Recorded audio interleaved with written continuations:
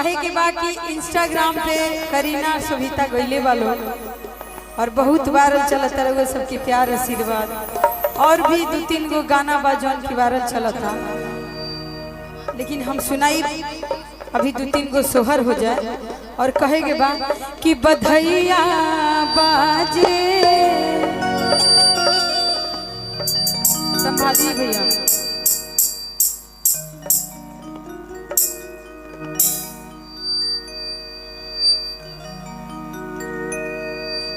कि बधैया बाजे अंगनैया बधैया बाजे अंगनैया बधैया बाजे अंगनैया आज अंगनैया हो आज अंगनैया आज अंगनैया हो आज अंगनैया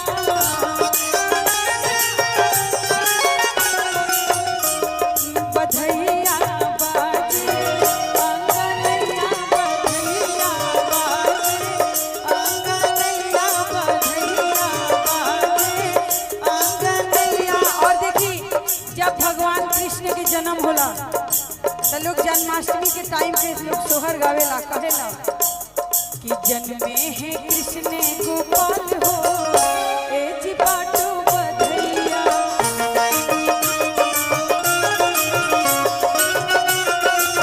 जन्मे है कृष्ण गोपाल हो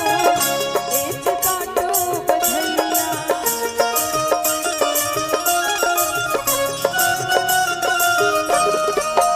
बाट बधैया जी बाट बधैया बाट बधैया जी बाट बधैया आए हैं नंद जी के लाल हो आए हैं नंद जी के लाल हो ए जी बाट बधैया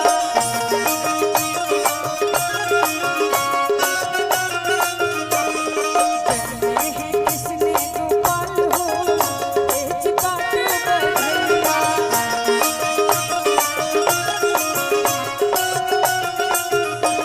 बधैया बाजे अंगनैया बधैया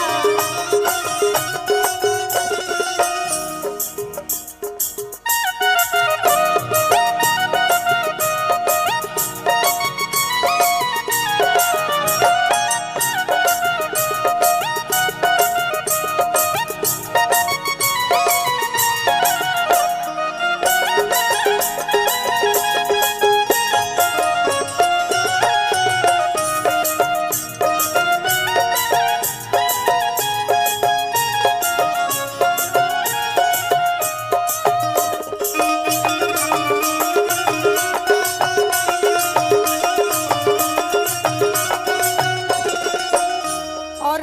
देखी जब घर में लड़का होला तो लोग इहे पूछेला कि केकरा घरे लड़का भइल बा। तो जैसे राम जी के जन्म होता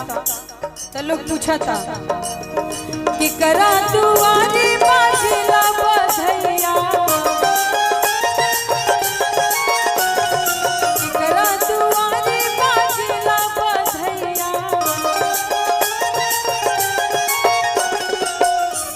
बधैया बाजे बधैया बाजे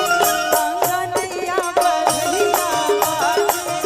अंगनैया बधैया बाजे अंगनैया।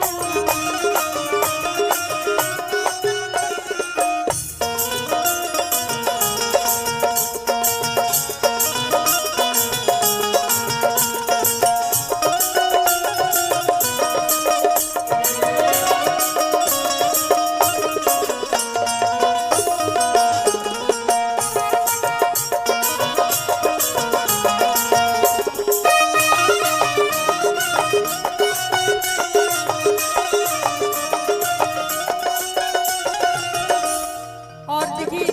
कहल जाता राजा दशरथ घरवा बाजे बधैया राजा दशरथ घरवा बाजे बधैया